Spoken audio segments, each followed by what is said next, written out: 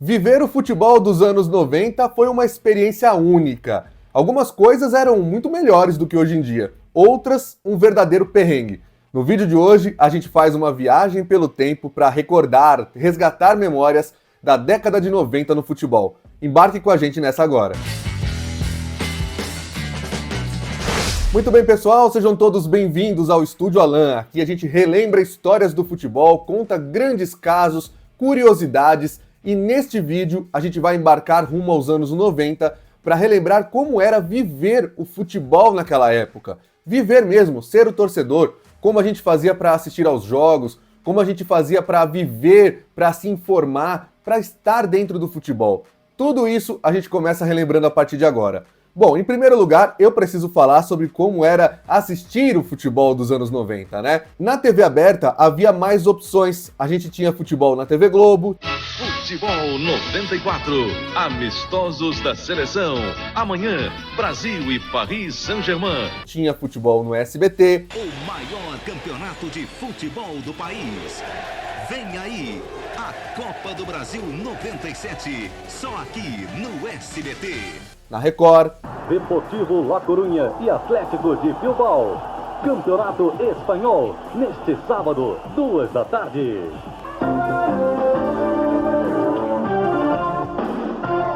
Na TV Manchete. Sábado tem Campeonato Paulista de Futebol, ao vivo, direto de Bauru, Noroeste Portuguesa. Narração Osmar Santos. Neste sábado, 4 da tarde. Na Band. Nesta segunda, da Inglaterra para o Brasil, a Bandeirantes traz até você as emoções do futebol força do campeonato inglês. Temporada 91-92. E vamos acompanhar Southampton e Manchester United. Por outro lado, vários jogos ficavam completamente sem transmissão e o rádio era a única forma que a gente tinha para poder acompanhar.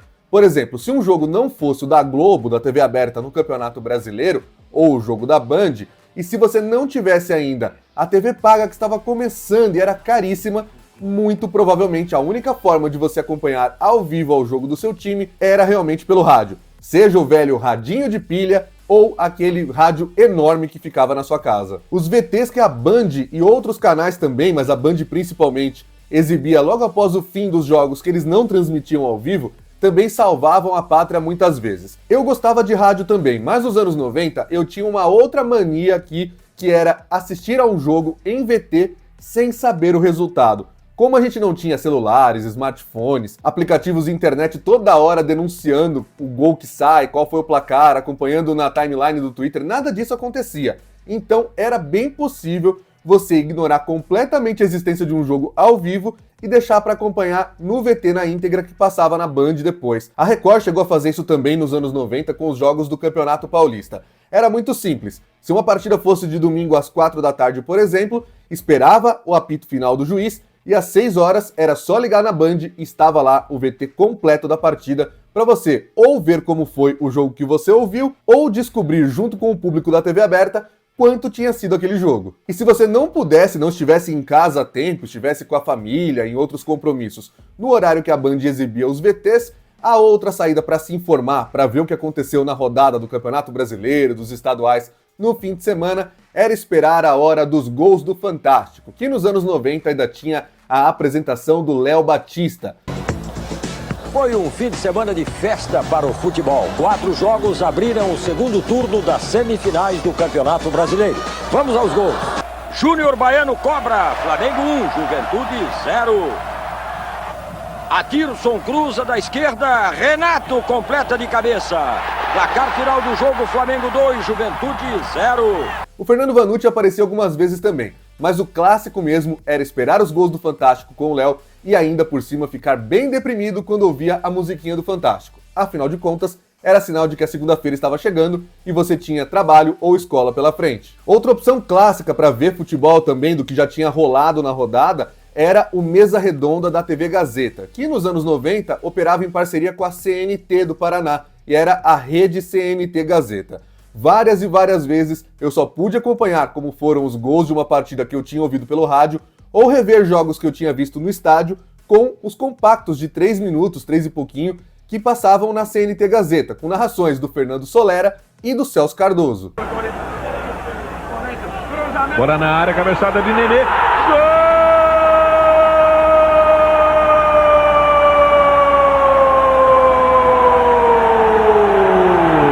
Mas se a rodada fosse do meio de semana, era mais complicado, porque nem sempre as emissoras abriam tanta grade assim para mostrar os VTs na íntegra. A Band ainda fez durante muito tempo. Mas para ver os gols da rodada do Campeonato Brasileiro, dos estaduais, da Libertadores e da Copa do Brasil, a opção mais popular era esperar a Lilian Vitifib no Jornal da Globo, com o bloco de esportes mostrando os principais gols da rodada. O Palmeiras vence num jogo tumultuado e volta à liderança isolada do Campeonato Paulista.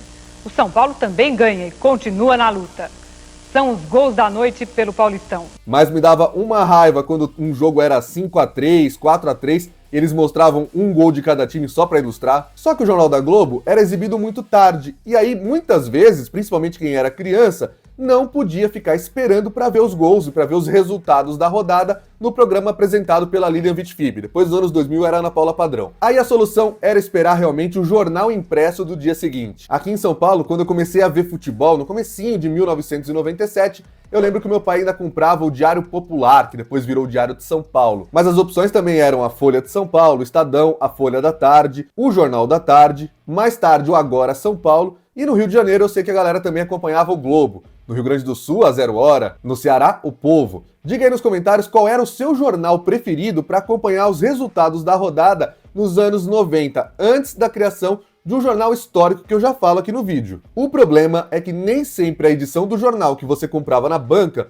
vinha com todos os resultados da rodada. Às vezes, um jogo da Libertadores era realizado muito tarde, tipo 11 horas da noite no horário de Brasília. E aí a edição era fechada sem ter o resultado daquela partida. E isso também acontecia com jogos realizados aqui no Brasil, de competições que você queria acompanhar, por mais que você torcesse para um time do eixo Rio-São Paulo, por exemplo, e não vinha o resultado de um jogo que aconteceu no Nordeste, no Norte. E aí você tinha que ficar, de algum jeito, esperando passar no Globo Esporte do dia seguinte ou em qualquer outro programa, para saber se vai mostrar aquele resultado. E em 1997, quem gostava de esporte, era aficionado por futebol e queria sempre só o caderno de esporte dos principais jornais, ganhou uma publicação para chamar de sua.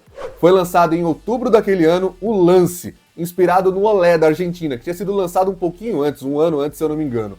O Lance era o paraíso do fã de futebol. Era um jornal totalmente dedicado ao futebol, tinha edição de São Paulo, edição do Rio de Janeiro, edição nacional. Você podia acompanhar tudo sobre o seu time, eram páginas e mais páginas sobre a rodada do Campeonato Brasileiro, dos estaduais. Depois eles começaram a editar os guias também, e foi no Lance que se popularizou o vai e vem do mercado. Toda vez que o futebol estava em janela de contratações, a gente já morria de vontade de comprar o jornal Lance para ver aquelas tabelas. Nelas, cada time aparecia com o seu time base, com os jogadores que já estavam confirmados com as suas saídas, os que estavam confirmadas as suas chegadas e, é claro, os rumores do mercado da bola. Outra publicação obrigatória para quem era fã de futebol e queria se informar sobre tudo em tempos que não havia internet, computador tão fácil, celular, era a revista Placar. Nos anos 90, ela alternou entre mensal, semanal ou mesmo sumindo das bancas e ficando apenas com edições especiais, como os guias e coberturas de Copa do Mundo. Mas a Placar era simplesmente sensacional. Eu digo que eu aprendi tudo sobre futebol na minha infância lendo as páginas da revista editada na época pela Editora Abril. A Placar foi criada em 1970. Ela foi e voltou algumas vezes, sempre enfrentando as crises do mercado, que nunca foi muito fácil, mas ela marcou a infância de muita gente, tanto quem era criança nos anos 70, nos 80, nos 90, e eu tenho certeza que ainda pegou um resquício da geração seguinte, nos anos 2000. A Placar existe até hoje e lança os famosos guias. A Placar tinha reportagens aprofundadas, tinha curiosidades, coisas que a televisão não te falava porque faltava tempo. Você tinha um programa de esportes ali de meia hora, especialmente o Globo Esporte, com tempo contado para mostrar o que aconteceu na rodada, para mostrar o que estava rolando até no mundo. Era uma época de muitas mudanças, novos uniformes, cores diferentes, e a gente queria muito saber curiosidades que só a Placar me mostrava, como por exemplo uma edição em 1997, como se fosse um tira-teima, para você mostrar para os seus amigos curiosidades, aquelas discussões de bar, aquelas discussões de escola, com tudo que você precisava saber. Por exemplo, por que times da Europa usavam camisas tão diferentes das suas cores, né? Depois isso ficou popular no Brasil também com a chegada dos terceiros uniformes. Mas na época eu me sentia a pessoa mais informada, mais sábia do mundo só por ler na placar aquele tipo de informação. Agora, sem dúvida, o que era muito diferente naquela época era a relação do torcedor com os jogos e com os clubes. Para começar, dá uma olhada no preço do ingresso de um clássico paulista valendo título brasileiro na final em 1994, Palmeiras e Corinthians no Pacaembu. Segundo a Folha de São Paulo daquela época, o ingresso de arquibancada no Pacaembu custava R$10. Nas cadeiras descobertas, R$15. E nas cadeiras cobertas, o ingresso mais caro era de R$20. Em dinheiro de hoje, pela atualização monetária do IPCA, o ingresso de R$10 na arquibancada equivalia a R$ 68,74.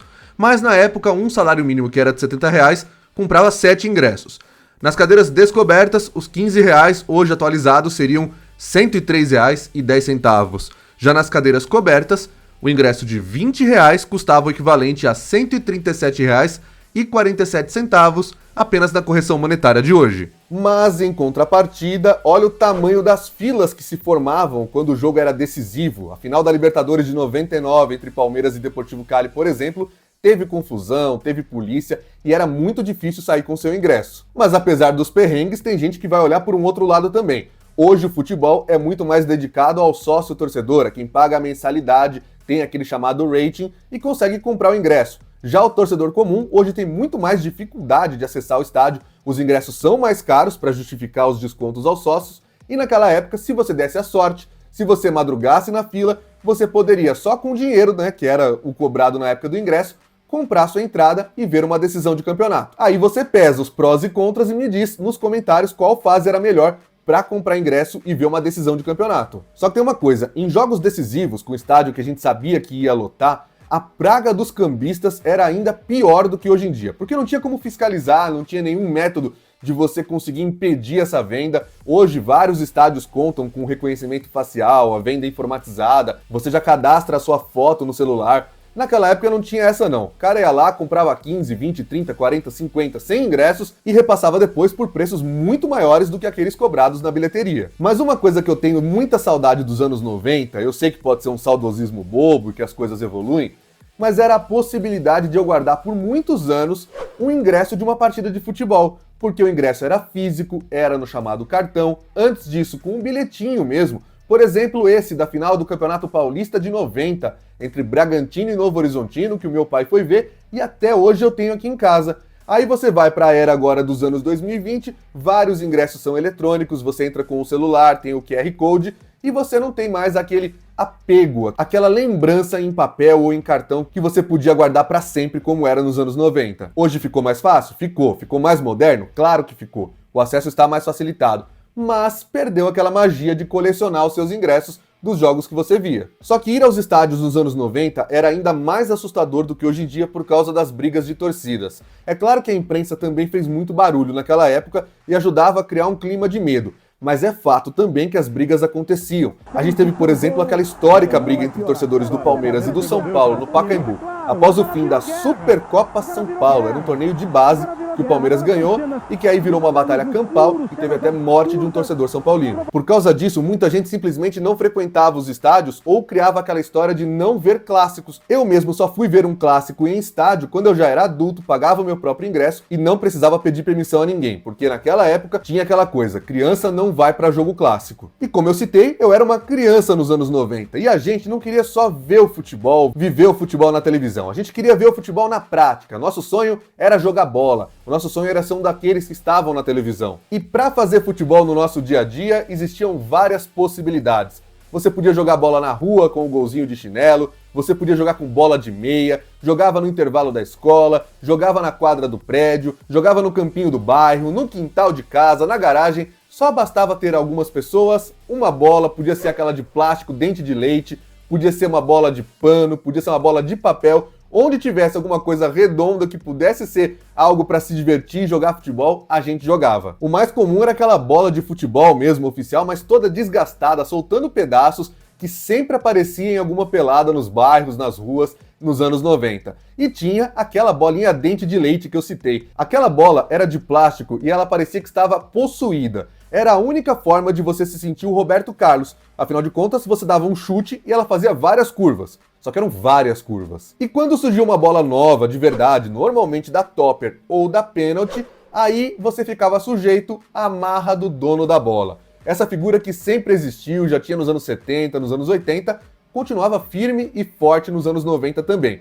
O moleque que era o dono da bola queria fazer as regras, e ai do resto da turma se ele fosse contrariado. Ele simplesmente pegava a bola, botava debaixo do braço e acabava o futebol. A menos que alguém tivesse uma outra bola, por velhinha que fosse, para continuar a diversão. Mas não só de jogar bola de verdade, pegar uma bola e sair chutando, eram feitas as possibilidades de você emular futebol no seu dia a dia. E nos anos 90, a gente ainda tinha a presença do futebol de botão. Eu adorava jogar futebol de botão. Aliás, até hoje eu tenho uma caixa de futebol de botão aqui para jogar. Para jogar futebol de botão, você podia comprar os times normalmente em lojinhas de R$ 1,99, mas eles eram, claro, mais frágeis, com um plástico de menor qualidade.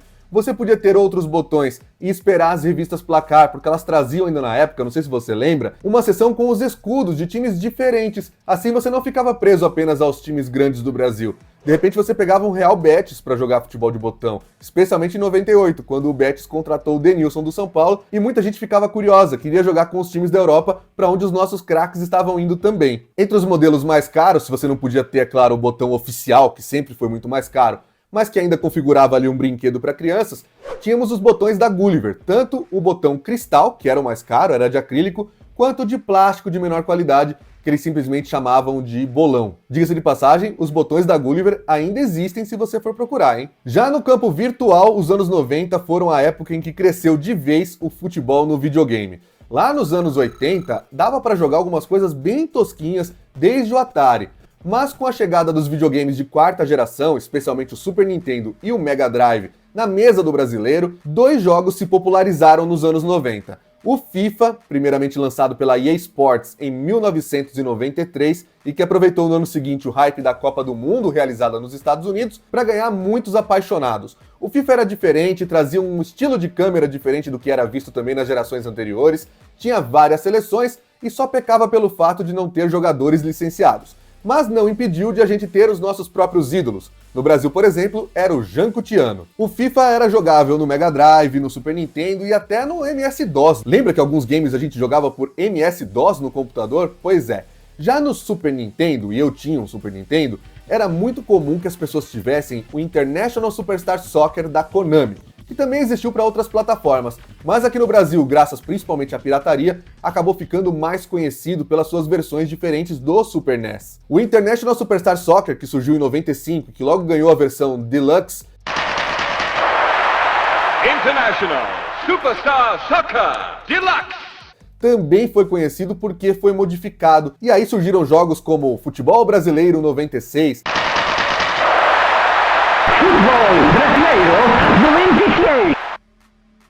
Ronaldinho Soccer 97 e várias outras possibilidades. Na versão pura do International Superstar Soccer, se no FIFA a gente tinha o Jancutiano, na seleção brasileira o grande craque, não tem jeito, era o Alejo, o Alejo, não sei. A segunda edição do FIFA, o FIFA Soccer 95, já inovou e trouxe times além de seleções. Isso era bem bacana, porque você podia jogar ligas, e o Campeonato Brasileiro estava entre elas.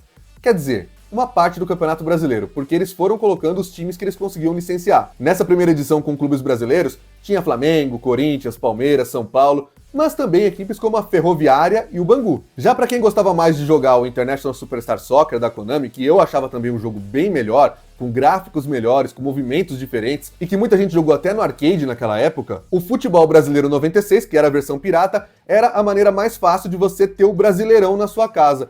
O Futebol Brasileiro 96, apesar do nome, trazia os times do Brasileirão de 95. E aí você podia jogar com o Palmeiras, Corinthians, Flamengo, Grêmio, Vasco da Gama, Botafogo, Fluminense, mas também com União São João de Araras, Paysandu e diversos outros times. Nele também estavam, nessa versão modificada mesmo, equipes europeias como o PSG, muito famoso por causa do Raí, que tinha sido ídolo no São Paulo e foi jogar no futebol francês, tinha Barcelona, Real Madrid e até versões diferentes da seleção brasileira, tanto a da época como seleções dos anos 50 e 60 que eles davam um jeito de colocar naquele jogo também.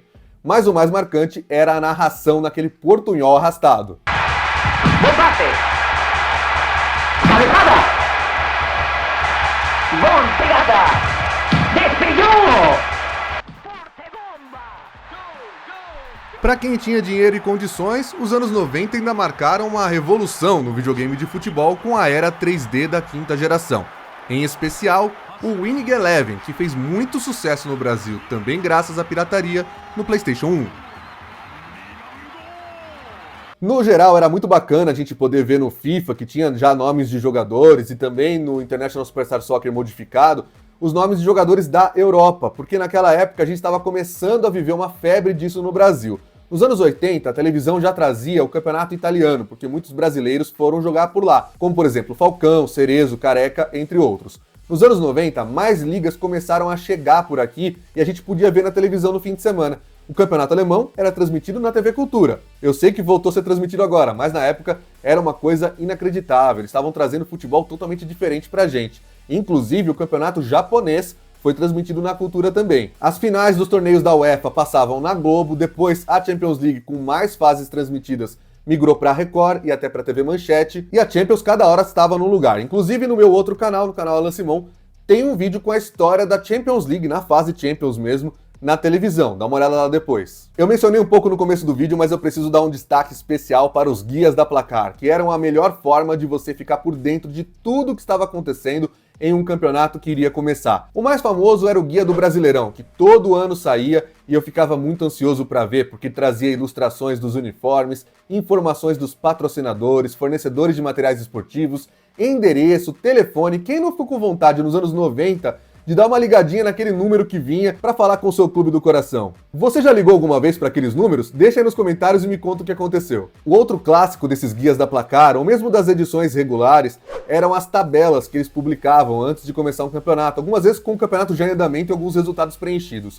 E o mais bacana é que em uma época que não tínhamos celulares, aplicativos o tempo todo, classificação fácil para ver no UOL, no GE, é que a gente precisava fazer a marcação dos pontos manualmente. E a tabela da Placar sempre trazia esse campo. A gente colocava com X ou pintava a caneta, ficava um negócio absurdo depois de muito tempo, porque a tinta ia fazendo o papel afundar. A bem da verdade ficava bem porco, mas era muito legal quando a gente tinha a tabela de papel para acompanhar a pontuação. O problema era quando você pegava uma rodada na qual você não tinha conseguido acompanhar todos os jogos, o jornal não trouxe algum resultado de um jogo que acabou depois do fechamento da edição, que o Jornal da Globo não mostrou os gols, e aí você ficava esperando em algum momento algum jornal mostrar quais foram os resultados daquela rodada. E se você perdesse, o meu truque era pegar a classificação atualizada do campeonato e ver quantos gols estavam faltando para cada um dos times do jogo que eu perdi. Aí eu teria o resultado ali na mão. Um guia sempre muito completo da Placar era o da Copa do Mundo. De 94, por exemplo, era uma obra de arte. Principalmente porque naquela época não era tão comum ainda a gente ter tantas informações dos jogadores de outros países.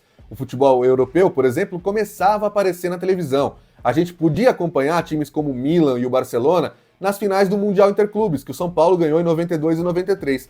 Mas era muito pouco. Você precisava ter mais informações e o Guia da Placar era sempre o seu lugar para isso. Mas também em Copas do Mundo não podemos deixar de citar os álbuns de figurinhas, que no Brasil existia desde os anos 50, 60, que a Panini começou a editar mundialmente em 70 com a Copa do México. Nos anos 90, as 3 Copas realizadas naquela década, a de 90, a de 94 e a de 98, ou se formos considerar que a Copa de 90 era a década de 80 ainda, mas você entendeu, tá? As Copas em anos que chamam 90. As 3 Copas tiveram os álbuns da Panini e eram inesquecíveis. E Copa do Mundo era um evento ainda mais à parte, era um negócio que parava mesmo o país. Se hoje você acha que parou em 2022, 2018, por exemplo, em 94 e em 98 era muito maior. O clima, a vontade de acompanhar uma Copa, acompanhava todo o país. Uma noite de carnaval, delírio e música.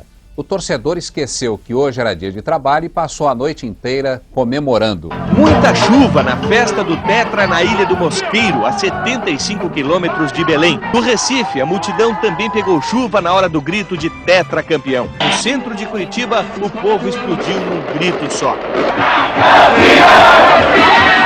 As audiências na televisão eram muito maiores do que hoje em dia, e mais emissoras podiam transmitir também. Porque naquela época a FIFA não vendia os direitos de transmissão para uma emissora específica como ela fez nos últimos anos. Naquela ocasião, como eu expliquei no vídeo da história das Copas na TV, no meu outro canal, no canal Alan Simon, bastava você ser filiado a uma organização que existia, a Organização da Televisão Ibero-Americana, pagar a cota e transmitir. E foi assim que a Copa de 98, por exemplo, teve 5 opções só na TV aberta: TV Globo, SBT, Record, Manchete e Band. Mas eu preciso dizer uma coisa também sobre os anos 90, né? Muita gente, como eu, usava aquela anteninha no telhado para sintonizar a TV aberta. E aí nem sempre era possível escolher entre as 5 opções da Copa do Mundo de 98 aquela que você gostasse mais, ou o narrador que você gostasse mais. Porque muitas vezes era preciso escolher o canal que estivesse pegando melhor naquele dia. E tantas vezes acontecia de uma chuva que virava antena, ninguém conseguia sair, ninguém ia subir no telhado com chuva para tomar raio na cabeça, nem nada disso, e aí você tinha que ir para o canal que fosse menos afetado por esse problema. Ou seja, tinha escolha, pero no mucho. Às vezes a natureza escolhia por você. E o Brasil se juntava para torcer mesmo estando em um jejum muito parecido com o que temos hoje em 2024. Em 1994, nos Estados Unidos, a seleção chegava de uma classificação suada nas eliminatórias, só conseguiu a vaga na Copa na última rodada contra o Uruguai, o famoso jogo do Romário com 2 gols no Maracanã, e mesmo assim as pessoas estavam na frente da televisão sonhando com o Tetra. Eram 24 anos de jejum, entre 1970 e 1994. Esse é o mesmo tempo que a seleção vai completar em 2026, sem ganhar um título, já que a última Copa vencida, até o momento que eu gravo e edito esse vídeo, foi a de 2002 na Coreia e no Japão. Mesmo assim, o Brasil fervia e o Brasil torcia. E aquele título conquistado nos pênaltis contra a Itália, quando o Roberto Baggio mandou na lua a sua última cobrança, era muito necessário. O Brasil vivia um momento de muita dor, de muita angústia, de muito medo. Meses antes, nós tínhamos perdido Ayrton Senna em um acidente no GP de San Marino, no circuito de Imola, na Itália, quando a Williams do Senna saiu na curva Tamburello, bateu no muro e o nosso herói, tricampeão do mundo, perdeu a vida. A seleção brasileira tinha prometido ao Senna que aquele seria o ano dos tetras, o tetra da Copa do Mundo de futebol e o tetra do Senna, campeão mundial de Fórmula 1 em 88, 90 e 91, e que sonhava com o título agora correndo pela equipe Williams Fórmula 1. Depois de ser campeão do mundo nos pênaltis, a seleção homenageou o Senna, exibindo uma faixa recordando o ídolo do Brasil, que também era tetra assim como os jogadores. E a Copa veio também em um momento de apreensão com o futuro, porque naquele instante, na virada de junho para julho, enquanto a Copa do Mundo acontecia nos Estados Unidos, o Brasil implantava uma nova moeda, o real. Depois de tantos planos fracassados desde os anos 80, cruzado, cruzado novo, cruzeiro, cruzeiro real, plano Collor, que tirou a poupança de muita gente, finalmente o Brasil encontraria o caminho da estabilidade e veio em um momento em que o país estava finalmente comemorando um título de Copa do Mundo. Foi a junção perfeita que a gente precisava para dar um alívio com o país depois de tanto sofrimento. E esse era o clima quando o Galvão gritou com tanta ênfase que o Brasil é tetra. Deu! Acabou! Acabou! Acabou! É tetra! É tetra! É tetra! E tinha zoeira, muita zoeira. Requebra e rebola. Nem bem começa a festa, os jogadores liderados por Gonçalves vão rebolar de costas para a torcida do Vasco. A vingança agora está completa. É do Palmeiras!